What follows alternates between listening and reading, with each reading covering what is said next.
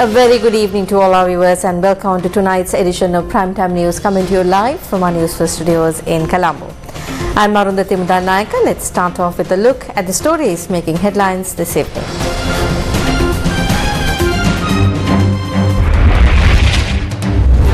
Yemen's Houthi says any country involved in the Red Sea operations with the US will be targeted. Ready to make unpopular decisions to put the economy on the right track, President makes a statement in Jaffna. Dilit Jayavira's challenge to Anurakumara Dissanayaka. Revised Anti Terrorism Bill to be tabled in Parliament next week. මේ උද්ඝෝෂණ මැඩපැවැත්වීම සඳහා නිසා ත්‍රස්තවාදය වැළැක්වීමේ මේ අලුත් පනතත් ඒ වගේම online safety පිළිබඳ අලුත් පනතත් අරන් එන්න රජය කටයුතු කරමින් ඉන්නවා.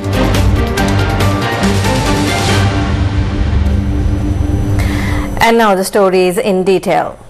3 days ago, President Ranil Wickremesinghe said that a ship from the Sri Lankan Navy will be dispatched to the Red Sea for operations against the Houthi rebels. Foreign media have now reported on the possible consequences that this would entail. With the escalation of the conflict between Israel and Palestine, Yemen's Houthi rebels began to launch attacks on cargo ships sailing across the Red Sea. This has caused a serious crisis in the global shipping industry. Houthi rebels are firing missiles and using drones to attack ships affiliated with Israel in response to the attacks launched by Israel on Palestinians in Gaza. The United States, the United Kingdom, Canada, France, Bahrain, Norway and Spain have already launched a joint operation to ensure the safety of their cargo ships sailing across the Red Sea. The United States alleges that the Houthi rebels are being supported by Iran. Against such a backdrop, President Ranil Wickremesinghe made a statement recently saying that a ship from the Sri Lankan Navy will be dispatched for operations against the Houthi rebels. Through an analysis of international geopolitics, Newsfirst pointed out that actively participating in the operations in the Red Sea is contrary to the non-aligned foreign policy of Sri Lanka, and that getting involved in a geopolitical battle of this magnitude could be detrimental to the entire nation. International media today reported on a statement that would reinforce the position propounded by Newsfirst. Speaking to BBC, head of Yemen's Houthi Supreme Revolutionary Committee, Mohammed Ali al-Houthi, said that any country to involve itself with the United States-led Red Sea coalition will lose its maritime security and be targeted. Al-Houthi made the comments on Friday in an interview with the BBC. The exact nature of the maritime security threats remain unclear, though it could potentially involve drone attacks, piracy or other disruptive measures. No specific countries were mentioned, but the warning likely extends to regional powers and international actors participating in the Red Sea coalition or supporting the Yemeni government. The US and its allies have condemned the threat, calling it reckless and irresponsible. Throughout its history, Sri Lanka followed a non-aligned policy and maintained friendly relations with all countries in the world. Through this policy of non-alignment, the leaders of our past were able to protect Sri Lanka from the many geopolitical standoffs that erupted. Should Sri Lanka be dragged into the midst of this new geopolitical crisis? This is the time for the general public to be aware of the dangers that lurk and educate themselves on the situation at hand. President Ranil Wickremesinghe has stressed that he will take unpopular decisions to get the economy of the country on the right track. The president made this statement while touring Jaffna today. President Ranil Wickremesinghe met with UNP party members in the Jaffna and Kilinochchi districts today. When we develop the economies of the northern province, the southern province, the central province, the northwestern province, along with the economy of the western province, that will bring about a large development to the country as a whole. It is only when development like that is achieved that jobs are created. If there is no development like that, jobs will not be created. If we are to earn well, we need to create this development in the country. If I ask for those who are expecting employment opportunities to raise their hands, everyone in the back will raise their hands. Mere promises are pointless. We have to create real growth. I will devolve powers according to the constitution. Then the provinces will have to take the leadership. You can't just reprimand the central government. I want to create a growth of 2% in 2024 and achieve a growth of 5% in 2025. Sometimes I will have to make hard decisions and unpopular decisions, but all of those decisions are being taken to stabilize the economy and achieve a 2% and 5% growth.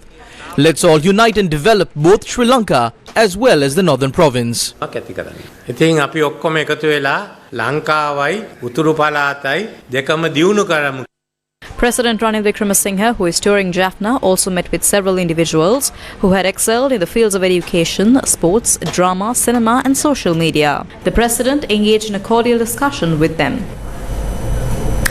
This is an election year. Either the presidential election or the general election will be held this year. However, the provincial council election as well as the local government election are still pending. Which of these two elections will be held first? What should the people do? Addressing the Galle District Women's Conference of the National People's Power held today, Anti Terrorism Bill expressed the following views. If we are unable to educate our children, afford a decent meal or buy medicine when we are sick, what is the meaning of this life? These rulers ruin this country to a point where people cannot afford to educate their children or afford 3 square meals. Now we are living just for the sake of living. Therefore, women had to step up to create a revolution in this country. Before this, what did they say? They said, do not worry, they will never be able to form a government as they only have the support of 3%. But now what has happened? The NPP and the JVP has become a major topic of discussion in many political platforms. We are not expecting a mere regime change. We do not want the NPP to replace the SLFP or the UNP. We do not want NPP instead of a blue or green government. What do we need today? The need of the hour is a new party with a new mission and vision to rebuild this nation. And that is the Jatika Janabala Vegya. Our aim is to create a novel revolution based on the foundation of patriotism. According to our constitution, the presidential election must be held in September. Now what are they doing? Every day we hear news items saying that parliament might be dissolved today. All analysis have shown that a presidential election would be most beneficial for the JJB. Then Ranil thinks it could be a better option to dissolve parliament. Then he is reminded of our crowds in Galle. They were not on the fence before. It was either the general election or the presidential election. Today the ruler is in doubt. There is a possibility of a presidential election, but a general election is also possible because of the doubt in the mind of the ruler. The JJB must build itself to face any election and bring about this change.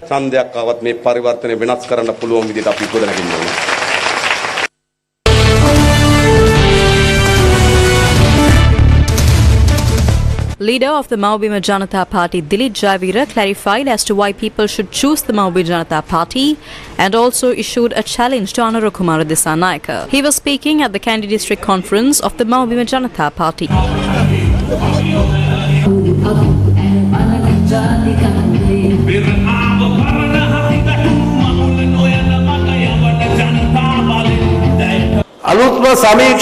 According to a new survey conducted, about 70% of the general public has said that parliament is useless, parliamentarians are useless, the management is useless, and that they need something new. They need a change. 70% of the people have made this statement publicly.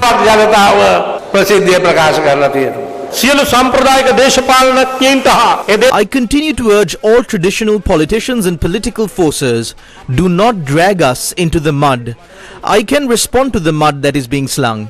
I am ready to engage in a live debate with my friend Anurukumara Dissanayake. I would like to have a discussion with him, and I continue to invite him for this. The way I see it, the main political parties, that is the United National Party, the SJB, the Janata Vimukti Peramuna and the Pohottua, are all in the same place. All of them are united. That is the reason why any act brought to Parliament is being passed.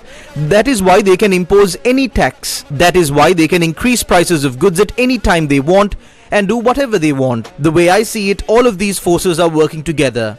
The Reds who march to Galface twice every week are not marching like that anymore. We do not hear those protests. Following the conference, Dilip Jayavira engaged in a cordial discussion with those who attended the event.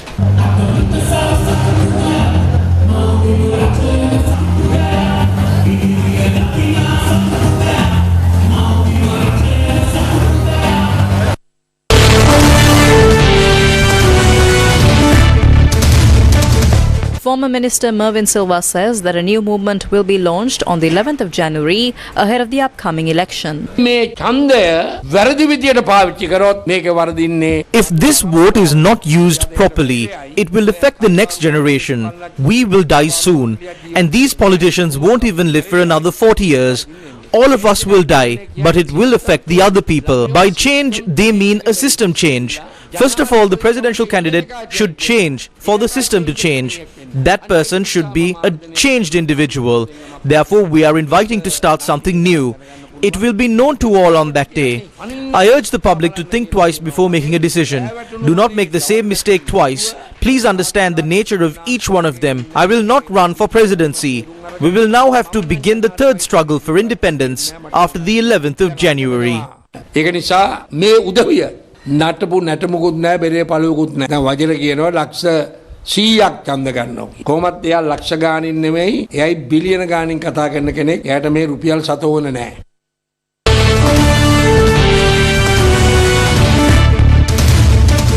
Director General on Trade Unions to the President Saman Ratnapriya says that the President Ranil Wickremesinghe will contest the 2024 presidential election as the candidate who saved the nation. Think about the country when you live through 2024. There will be a presidential election at the end of 2024. People must choose the candidate that they would prefer to lead the country at that point. The candidate we support is Ranil Wickremesinghe, the candidate who saved the country from this crisis. We will support him to be re-elected and make the country progress in the next 5 years.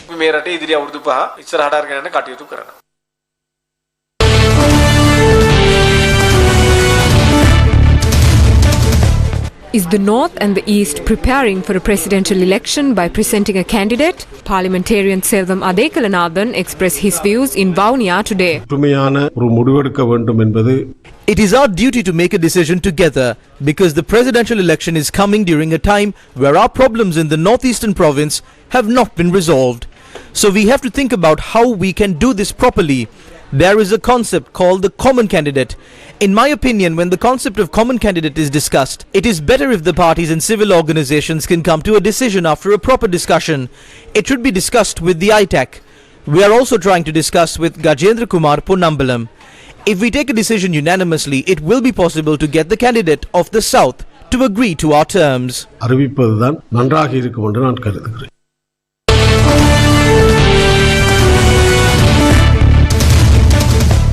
Parliamentarian Dayasiri Jayasekara, who launched the National Movement for Ideal Politics with 18 opposition parties yesterday, spoke about his journey today. All of us are aware that there could be either a presidential or a parliamentary election. Our hope is to create an environment where a broad alliance led by the Sri Lanka Freedom Party could be formed. You know that before this we created the Helicopter Alliance under the Freedom People's Congress with 35 parliamentarians. We had appointed the leader of our party to lead these 35 parliamentarians. The very next day, he made a statement that he has resigned from the Helicopter Party. Then all of us were left helpless. After that, 18 parties met with me and handed over the leadership of all of these parties to me. I believe that we can include those 18 parties to this alliance as well. That will make this an even bigger alliance. It is after that we hope to hold discussions with the leader of the Sri Lanka Freedom Party and decide which plan can be agreed to by everyone. That is the reason why I told you that we need to think carefully and make the right decision at the right time. Protests against the tax hikes, including the VAT, were held across several parts of the country today.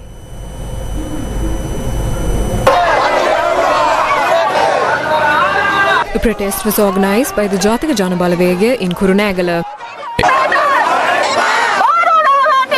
The group emphasised that the people have been severely affected by the increase in VAT. In the year 2024, a family of 4 is bound to pay more than 40,000 rupees as indirect taxes and more than 20,000 rupees as direct taxes to the government. Everyone above the age of 18 is asked to open a tax file, and if anyone fails to do so, they will be subject to a fine of 50,000 rupees. It is said that even a motorcycle cannot be registered without a tin. The government should stop putting a huge burden on the people.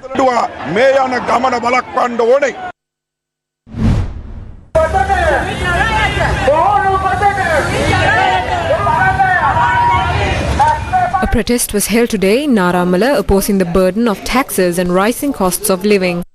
The People's Struggle Movement organised the protest opposite the Naramala Weekly Fair this afternoon. Signatures of people were also collected against the increasing tax burdens and costs of living.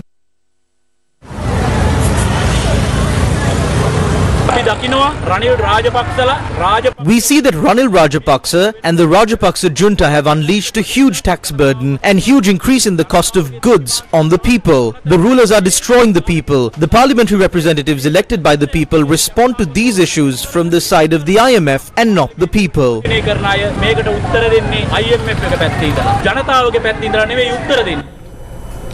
The Anti Terrorism Bill is to be tabled in Parliament next week. This is confirmed by Minister of Justice Vijayadasa Rajapaksa. What is the Anti Terrorism Act? The Prevention of Terrorism Act, which was adopted as a temporary act in 1979, continues to be in force even today. The revised Anti Terrorism Act, if passed, will replace the Prevention of Terrorism Act number 48 of 1979. In 2022, Sri Lanka was directed to abolish the Prevention of Terrorism Act via a resolution adopted by the Human Rights Council in Geneva. In 2023, the government proposed for the Prevention of Terrorism Act to be replaced by the Anti Terrorism Act. However, the government had to withdraw the act amidst the severe criticism of the act. Subsequently, a revised draft with a few amendments were published in the Gazette on the 15th of September 2023. Minister of Justice Vijayadasa Rajapaksa said that this draft bill will be tabled in Parliament next week. What are the changes that have been made to the revised act? Under the PTA, the Secretary to the Ministry of Defence could issue detention orders for a period of 3 months. That time period has been reduced to 30 days under the revised act. Under the new act, a confession made by a suspect before a police officer will not be considered a valid confession. Under the Prevention of Terrorism Act, only armed acts were identified as acts of terrorism. But under the revised act, even statements made on electronic media or print media could also amount to an act of terrorism. Despite what kind of media is used, if it falls under the definition of an act of terrorism, we have the power to take action against that in court. According to the revised act, a person who has a detention order issued against him could be released on bail by a magistrate. What has been identified as acts of terrorism under the revised act? Our act did not have a definition of what terrorism is. The court has been given the power to assess all the provisions of the act and determine if an action that affects the national security of the country or affects the daily lives of the people, threatens the lives of the people, or an action that jeopardizes national security can be interpreted as an act of terrorism. Under the revised act, police officers, officers of the armed forces and coast conservation officers can arrest suspects, and they must hand over the suspects to the nearest police station within 24 hours. What are the differences between the old law and the revised act? It has been proposed for the death penalty to be replaced with life imprisonment. The President is vested with the power of proscribing organizations and renewing it.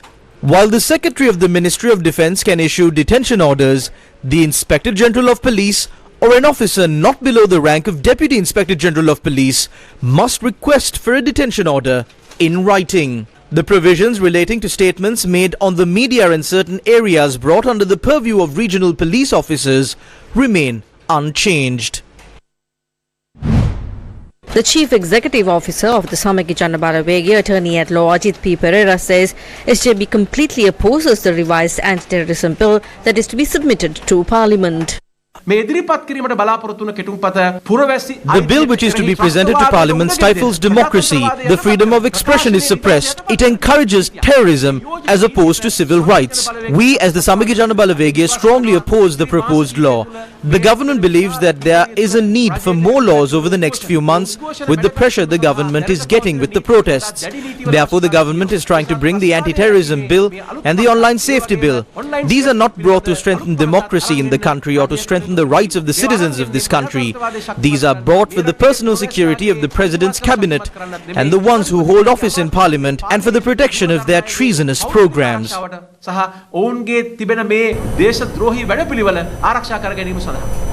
silent protest demanding for a country free of corruption was held in Timbrikasaya for the 246th day. To most, it is simply the first weekend or the first Sunday of January in the new year. But these people are gathered here yet again asking for a country free of corruption. These people are protesting for a system change and a better country. Lasantha Vikramatunga was killed 15 years ago. Tomorrow it will be 15 years. When journalists like this are killed, are made to disappear, are injured, I'm referring to people like Prageet Eknaligoda, almost 10 years. I'm referring to people like Keith Noya, almost 10 years. To date, we have no justice. What is the meaning of this? We saw how using the PTA, activists like Vasantha Mudalige, lawyers like Hejaz Hizbullah were imprisoned simply on a signature of the president, on a detention order. When the people are suffering so much, the fact that the government is bringing more laws to silence people should be noted by everybody at the next time the election comes around. Time has come for you to put on your brain power and think as to what you really want. Make sure that you don't trust politicians who come by these days. So anyway, dear Mr. President, make sure that you take care of the grievances of those who have disappeared and those women who are waiting to see their loved ones with a lot of tears. Make sure that you do that. Now for 246 days, and one of the things that we have asked from the beginning is for justice and for accountability. We may have started here chanting "Gota go home," but ultimately what we have been yearning for is a change to the system in this country. I'm not much of a Sinhalese speaker, but I know what Yuktiya stands for. And I don't see that that's what's happening with this Yuktiya program. We see drugs that are being confiscated that suddenly become flour. I mean, I'm just speechless when I even think of those. This Yuktiya program is just a farce. It's not doing justice. Newsfirst with the people. Another 1,135 suspects have been arrested during the Yuktiya operation. That was during the 24 hours that ended at 12:30 a.m. this morning. Detention orders were given for 46 suspects.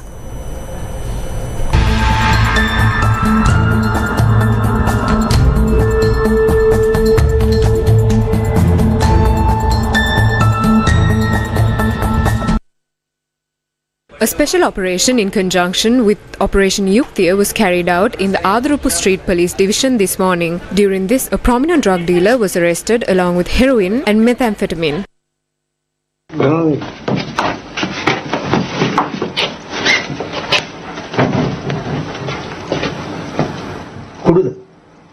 Heroin. Heroin? මොනවද මේ? ගංජා mister මාව. සෑහෙන ගොඩක් තියෙනවා. Police said 6 more suspects were arrested during the operation. A woman along with another individual who allegedly rang a drug ring from the Kalathuru prison were also arrested. The police said that a person travelling on a motorcycle in Sumanagala Mawatha Kalutara North was found to be in possession of nearly 16 grams of heroin. After questioning him, the houses allegedly belonging to the main suspect involved in the same smuggling ring was inspected. The police said that over 2 grams of heroin were also taken into custody. The suspects will be presented before the Kalutara Magistrate Court and detention orders will be obtained.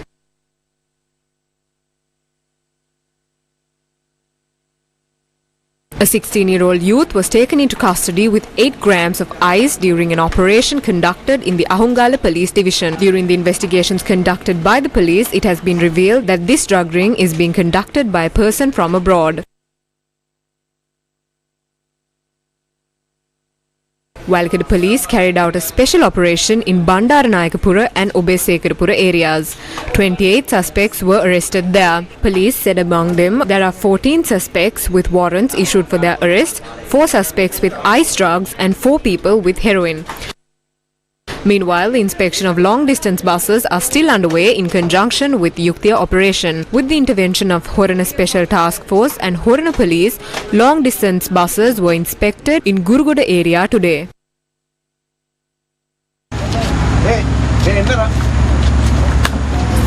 The police said that a person whose identity cannot be confirmed was arrested with 209 gemstones while checking a bus going from Kathragama to Colombo.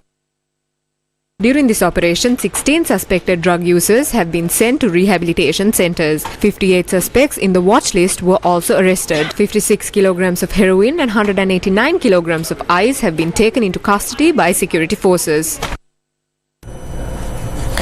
One person was reported dead and another person has sustained severe injuries during a moonshine raid today in Vilbawa, Kurunegala.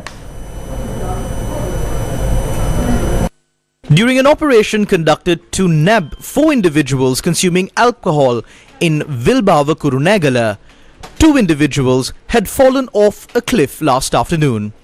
According to police, one of them has died.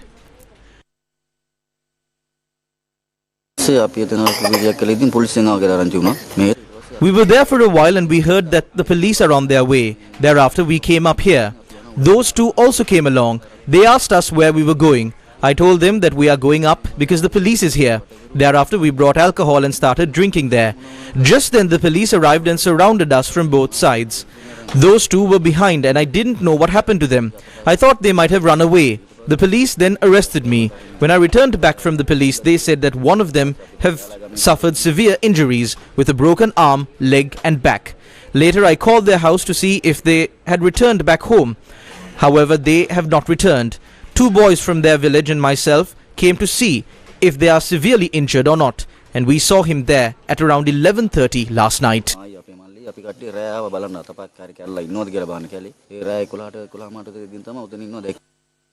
The deceased, a 36-year-old father of 3, was a resident of Vihera, Kurunegala. The other individual who fell and sustained severe injuries was admitted to the Kurunegala Teaching Hospital. When we inquired from the police regarding this incident, the police said that the raid was carried out based on information received by the Crimes Division of the Kurunegala Police regarding peddling of illicit liquor. Accordingly, the police said that 2 individuals fell off a cliff while they were trying to run away from the police.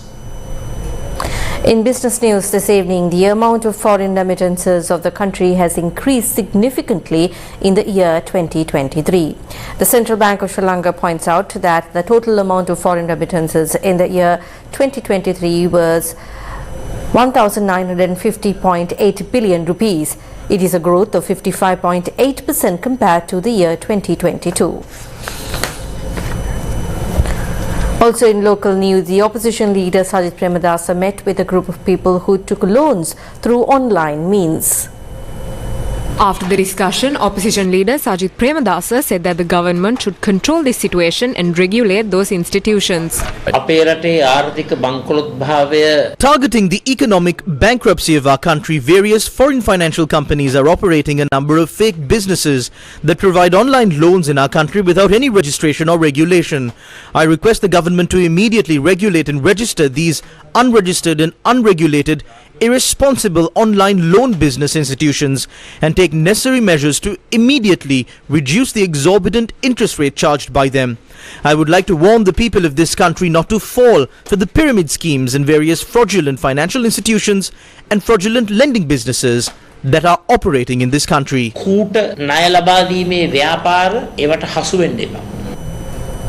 India's External Affairs Minister S said India's neighbours feel more secure today and their trust and respect towards the country has increased.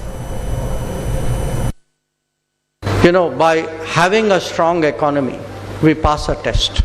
Nations can be tested by their neighbors. So how a nation will always rise through a series of tests, just like great people in human history have risen. But nations don't only rise for themselves, they also rise for common good. For every country, we need solid, almost brother-like friends. The more friends you have, the more people who will go through the journey of ascending the international order, the stronger you are. Today our neighbors feel more secure because there is an India. Sri Lanka saw it during its economic crisis. The IMF was still debating what to do. We were the people who acted. So our neighbors trust us. The region beyond today has respect for us. Much of the world today looks at how India is progressing.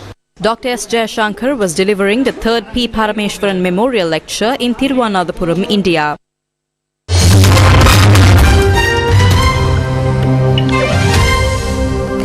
Moving on to news overseas, Bangladesh began voting today in an election guaranteed to give a 5th term in office to Prime Minister Sheikh Hasina after a boycott led by the opposition party.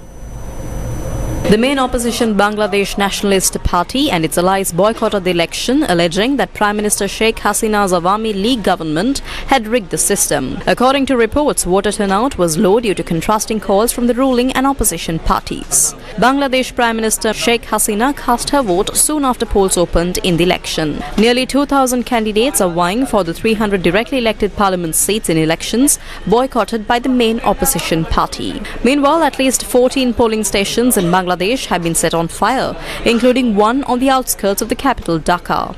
The wave of attacks came a day before voting began in the country's election.